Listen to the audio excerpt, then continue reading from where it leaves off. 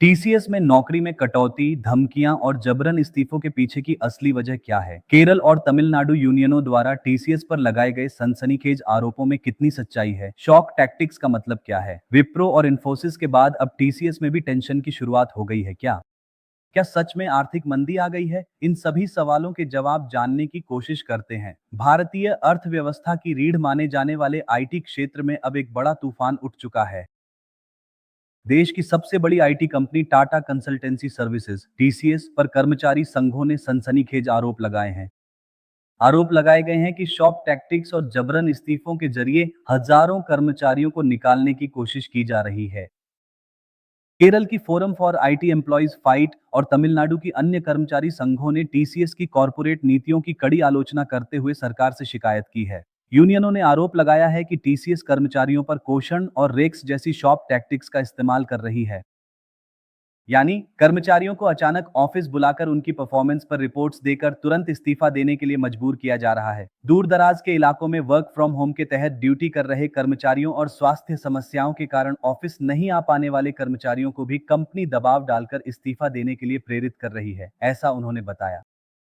फिरियाद में कहा गया है कि जो कर्मचारी इस्तीफा नहीं देते, उन पर लंबी कार्य घंटों की ड्यूटी, प्रोजेक्ट से हटाना या उन्हें बेंच पर बैठाना जैसी दबाव की रणनीतियां अपनाई जा रही हैं। इन आरोपों पर टीसीएस कंपनी ने हमेशा की तरह प्रतिक्रिया दी है। कंपनी ने स्पष्ट किया कि यह सब सामान्य पूंजी अनुकूलन प्रक्रिया का हिस्सा है और संगठन की प्रतिभा प्रबंधन योजना के तहत कम प्रदर्शन करने वाले कर्मचारियों को हटाया जा रहा है। 12,000 से अधिक नौकरियों में कटौती की गई है। कंपनी ने बताया कि यह उनकी कुल कर्मचारियों की संख्या का लगभग 2% है। यह निर्णय लागत में कटौती, एआई आधारित ऑटोमेशन के चलते कुछ कर्मचारियों को हटाना और वैश्विक बाजार की मांग में कमी जैसे कारणों से लिया गया है। टीसीएस ने घोषणा की है कि कर्मचारियों को सेवरेंस पे, नोटिस पीरियड के वेतन और मानसिक स्वास्थ्य परामर्श जैसी सुविधाएं प्रदान की जाएंगी। हालांकि कर्मचारियों पर दबाव डालने या डराने धमकाने के आरोपों को न तो स्वीकार किया गया है और न ही खंडन किया गया है। आखिर आईटी क्षेत्र में नौकरी संकट के पीछे कौन है? अमेरिका, यूरोप जैसे प्रमुख बाजारों में क्लाइंट्स ने अपने आईटी बजट में कटौती करने के कारण भारतीय आईटी कंपनियों की आय वृद्धि दर यानी रेवेन्यू ग्रोथ में गिरावट आई है। परिस्थितियों का लाभ उठाते हुए कंपनियां अपने नॉन परफॉर्मिंग एसेट्स यानी कम प्रदर्शन करने वाले कर्मचारियों को हटाने के लिए इसे सही समय मान रही हैं। इसके जरिए कंपनियां अपने ऑपरेटिंग मार्जिन को बढ़ाने की कोशिश कर रही हैं। इसी तरह कंपनियां कर्मचारियों को हटाने के लिए एक और रणनीति एक्टिव बेंचिंग का इस्तेमाल कर रही हैं। कर्मचारियों को किसी भी प्रोजेक्ट में न लगाकर बेंच पर बैठाकर उन पर मानसिक दबाव बढ़ाना। इस स्थिति में कर्मचारी को अपने भविष्य को लेकर स्पष्टता नहीं रहती, जिससे वे खुद ही इस्तीफा देने के लिए मजबूर हो जाएं। यही कंपनी का उद्देश्य होता है। पिछले कुछ महीनों से विप्रो और इन्फोसिस जैसी अन्य बड़ी आईटी कंपनियां भी लगभग ऐसी ही प्रक्रियाओं का पालन कर रही हैं। हजारों कर्मचारी, खासकर मध्य और वरिष्ठ स्तर के कर्मचारी, जबरन इस्तीफे या छंटनी का शिकार हुए हैं। कर्मचारी संघ एफआईटीई के नेता इन कॉरपोरेट दुर्व्यवहारों को रोकने और सरकार से हस्तक्षेप की मांग कर रहे हैं। उन्होंने मांग की है कि कर्मचारियों के इस्तीफों के कारणों की पूरी न्यायिक जांच होनी चाहिए और जिन कंपनियों ने जबरन इस्तीफा दिलवाया है, उनके खिलाफ कार्रवाई की जानी चाहिए। भारत में कर्मचारियों की छंटनी या ले ऑफ के संबंध में कड़े कानून नहीं हैं। हालांकि जबरन इस्तीफे देना कानून के खिलाफ है, लेकिन कर्मचारियों के लिए इन मामलों को साबित करना मुश्किल हो रहा है।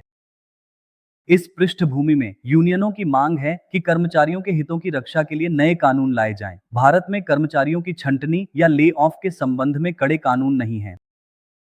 हालांकि जबरन इस्तीफे देना कानून के खिलाफ है, लेकिन इस अनिश्चित समय में आईटी कर्मचारी अपनी नौकरी की सुरक्षा के लिए कुछ सावधानियां बरतनी चाहिए। परफॉर्मेंस रिव्यू, एचआर मीटिंग्स या इस्तीफा देने के लिए दबाव डाले जाने वाली बातचीत से जुड़ी सभी ईमेल्स और दस्तावेजों को सुरक्षित रखना चाहिए। डिमांड में चल रही नई तकनीकों में अपनी स्किल्स को लगातार बढ़ाते रहना चाहिए। कंपनी से इस्तीफा देने के लिए दबाव डाले जाने पर बिना जल्दबाजी किए तुरंत कानूनी सलाह लेना सबसे अच्छा है। भारत में कॉरपोरेट और कर्मचारी के बीच का संबंध अब एक बार फिर से टीसीएस विवाद के कारण चर्चा का विषय बन गया है। देश की सबसे बड़ी कंपनियों में से एक पर आई ये शिकायतें आईटी क्षेत्र में व्याप्त असली संकट को उजागर कर रही हैं।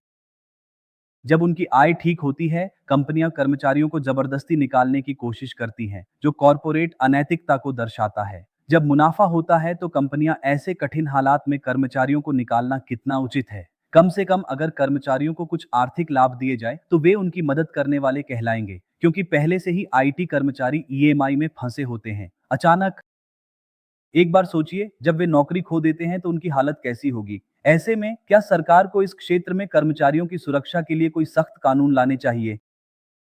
ऐसे कानून लाने चाहिए या फिर इन छंटनियों को केवल आर्थिक मंदी की अनिवार्यता मान लेना चाहिए? अपने विचार हमें कमेंट्स के माध्यम से बताएं। जय हिंद।